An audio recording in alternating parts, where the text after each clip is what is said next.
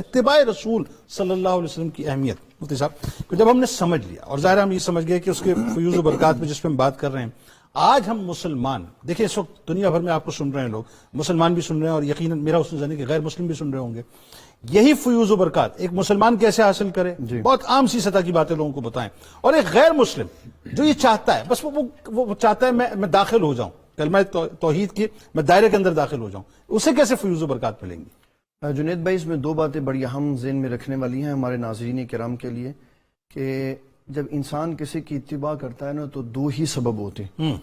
ایک تو شدت محبت ہے، ٹھیک ہے، دوسرا شدت خوف ہے. واہ.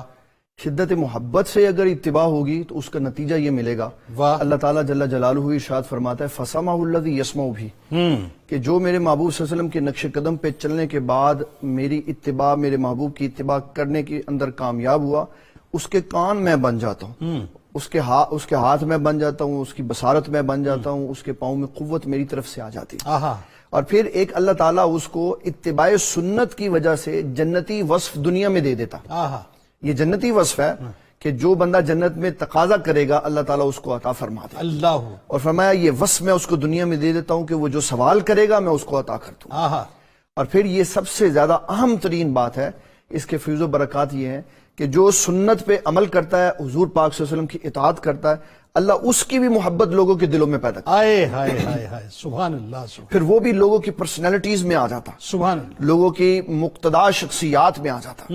اور پھر صرف یہی نہیں کہ بلکہ اللہ تعالیٰ اس کے روحانی فیوض و برکات بھی عطا فرماتا ہے کہ اس کے جسم سے زندہ ہوتا ہے تو خوشبو آتی ہے، جب وہ وصال کر جاتا ہے تو اس کی قبر سے بھی خوشبو آتی ہے. سبحان اللہ. سبحان. اور پھر آقا کریم صلی اللہ تعالیٰ علیہ وسلم کی تعلیمات ہمیں یہ بتاتی ہیں کہ مسلمان تو مسلمان، اگر کافروں نے، غیر مسلموں نے نبی صلی اللہ تعالیٰ علیہ وسلم کی سنتوں کو اڈاپٹ کیا، اگرچہ مسلمان نہیں تھے لیکن اس کے فیوض و برکات ان کو بھی پہنچے. ہاں، وہ کیسے؟ دو طرح سے پہنچے.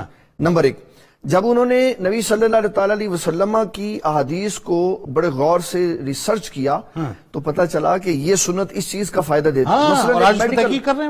ایک میڈیکل سائنس کا ڈاکٹر یہ کہتا ہے کہ اگر مسلمان یا کوئی بھی اپنی گردن کے اوپر سارے دن میں چند پانی کے قطرات ڈال لے تو اس کو کبھی بھی گردن توڑ بخار نہیں ہو سکتا. بالکل ٹھیک. تو مومن دن میں 5 دفعہ وضو کرتا ہے اور مسح کرتا ہے تو اس تکلیف سے بچا ہوا. بالکل ٹھیک. اگر کسی کو سنت نہیں سمجھ آتی کہ وہ سنت پہ اس کے اوپر عمل کرے تو وہ میڈیکل سائنس سے یہ کام لے لے تاکہ اپنے آپ کو بیماری سے بچائے، بیماری سے بھی بچ جائے گا اور سنت پہ بھی عمل ہو جائے. ایک عمل وضو کا، وہ تو بہت مطلب ہم اس کی بات کرنے جائیں تو بڑی ڈیٹیل، ایک عمل جو ہے ہر بیماری سے نجات. بالکل ایسا ہی. اور پھر دوسری شے یہ ہے کہ غیر مسلموں نے جب نیوٹرل ہو کر نبی صلی اللہ تعالیٰ علیہ وسلم کی سنت کو اسٹڈی کیا نا تو اللہ تعالیٰ نے سب سے بڑا فیض یہ دیا کہ ان کو ایمان کی دولت عطا فرمائی. اللہ اکبر. اور اگر کسی کو ایمان میسر نصیب نہیں ہوا لیکن اس نے سنت کے اوپر کام کیا تو یہ حدیث شریف کا اصول ہے کہ جب کوئی غیر مسلم اچھا کام کرے گا اللہ اس کا بھی عمل ضائع نہیں کرے گا، بلکہ اللہ تبارک و تعالیٰ جل جلالہ یا تو اس کے بدلے میں اس کو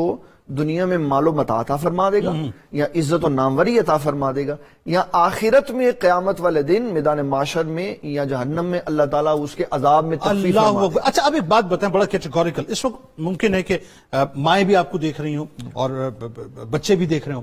ہمارے یہاں پرابلم کیا ہے کہ آج ہم آئیڈیلائز کرتے ہیں، ہمیں کوئی انڈین فلم کا ہیرو جو ہے اس کو آئیڈیلائز کر رہے ہوتے ہیں، انڈین فلم کی ہیروئن جو ہے اس کو آئیڈیلائز کر رہے ہوتے ہیں، یا ہم یوں سمجھ لیجئے کہ اپنا جو دنیاوی جن لوگوں نے ترقی کی ہے دنیاوی اعتبار سے چاہے کسی بھی راستے ہم ان کو آئیڈیلائز کر رہے ہوتے ہیں.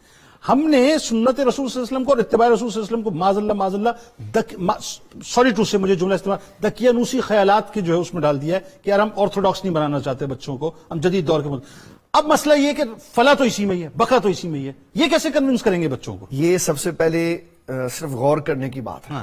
مائیں اور باپ دونوں ہی اپنے بچوں کو جھوٹا نہیں بنانا چاہتے.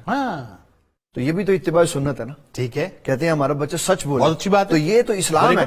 Very good. کہ اپنے بچوں کو پہلے سکھاتے بیٹے جھوٹ نہیں بولنا، پھر جب ان کو چیز دیتے ہیں تو عادت ڈالتے ہیں دائیں ہاتھ سے لیں، پھر دائیں ہاتھ تو دائیں اور بائیں کا کانسیپٹ تو نہیں بچوں کو بتاتے، اس کو کہتے ہیں اچھے والے ہاتھ سے لیں. بالکل اچھے والے ہاتھ سے، سونے والے ہاتھ سے لیں. اچھا وہ کیوں نہیں کہتے تھے بھائی ہمارے سرکار نے بتایا؟ یہاں اگر وہ خود بچوں کو ساتھ یہ بھی بتا دے کہ یہ ایسے کرنا حضور پاک صلی اللہ علیہ وسلم کی تعلیم و تربیت میں سے ہے، تو وہ جو پیدا ہونے والا بچہ ہے نا، وہ دنیا کی جس فیلڈ میں جائے گا حضور صلی اللہ علیہ وسلم کی محبت میں ڈوبا ہوا ہوگا، کیونکہ ساتھ میں یہ بھی بتایا کہ یہ صحیح ہے اور ساتھ یہ بھی بتا دیا کہ یہ ہمارے آقا صلی اللہ علیہ وسلم کا طریقہ ہے. سبحان اللہ. اچھا ایک اور بات مفتی صاحب، کیا مطلب حلیے سے خوف ہے؟ آج خاص طور پہ یہ دیکھا جاتا ہے کہ ہم حلیے سے بھی بڑے سہمے ہوئے ہوتے ہیں. ہم یہ کہتے ہیں صاحب ایسا حلیہ نہیں بنانا جو مولویوں والا حلیہ ہے. سوری ٹو سے میں یہ باتیں بالکل عوامی سطح کی اس لیے کر رہا ہوں کہ ہمیں یہ لوگوں کو پریچ کرنا چاہیے صاحب کہ یہی تو حلیہ ہے جو اصل حلیہ ہے. اس میں جنید بھائی دو چیزیں ہیں جو بڑی قابل غور ہیں. حلیہ نبی صلی اللہ علیہ وسلم جیسا ہو تو کردار بھی تو ان جیسا ہونا چاہیے. لوگ کیوں پیچھے ہٹ گئے؟ اس لیے کہ حلیے تو ویسے ہمارے بن گئے لیکن کردار ویسا نہیں بنا. نہیں میں یہ کہہ رہا ہوں حلیہ بھی تو ویسا بنانا چاہیے. ہم حلیے سے کیوں بھاگتے ہیں دور؟ اٹائر ہی تو ہے جو آپ کی شناخت ہے، آپ کی پہچان ہے. میں یہ جو بات کر رہا ہوں وہ یہ ہے کہ میں نے لوگوں کو خود بگایا. ٹھیک ہے، میں اگر حلیہ بنانے کے بعد کردار بھی ویسا رکھتا واہ واہ واہ کیا اچھی بات آپ کر رہے ہیں. ہاں یعنی دور بھاگنے کی وجہ آپ بتا رہے ہیں. میں خود ہوں اس لیے کہ میں نے جو کہا میں نے وہ کر کے نہیں دکھایا. اگر میں نے کر کے دکھایا ہوتا تو لوگ میری طرف آتے، لوگ میری بات سنتے کہ یار یہ قول و فعل میں ایک ہے، میرا قول علیحدہ ہے میرا فعل علیحدہ ہے. یعنی میں اپنے ظاہر اور باطن کو ایک ساتھ کر کے نہیں دکھا رہا. اگر میں نے حضور پاک صلی اللہ علیہ وسلم کے فرمان کے مطابق دستار سجائی ہے نا تو حضور پاک صلی اللہ علیہ وسلم کے فرمان کے مطابق زبان سے نکلنے والی بات بھی پرفیکٹ ہونی جسے آپ کریکٹر بلڈنگ کہتے ہیں. جی بالکل ایسے. اگر اس میں فرق ہوگا تو میں یہ سمجھ لوں کہ میری وجہ سے میرے دین کے اوپر نقطہ لگ گیا. کیا اچھی بات. اگر میں نے اپنا ظاہر ایسا بنایا تو باطن بھی ایسا بناؤں، قول و فعل بھی ایسا رکھوں تاکہ ایک جیسی بات. واہ. یعنی دنیا میں کہیں بھی کوئی بھی غیر مسلم دیکھ کر کہے تو وہ مسکرا کر کہے کہ ہاں یہ ہے. اور اس میں ایک بات بڑی ہے، اگر میرا قول و فعل میں تضاد نہیں ہے نا ٹھیک ہے تو میں جلتی پھرتی تبلیغ ہوں. میں خاموش نہیں ہوں تو کیسے مسلمان ہوں؟ یعنی اتباع رسول صلی اللہ علیہ وسلم کا آپ یوں سمجھ لیجئے کہ ایک عملی نمونہ ہے. جی بالکل. آپ کو کچھ کہنے کی ضرورت نہیں، لوگ خود آپ کو فالو کرنا شروع کر دیں گے.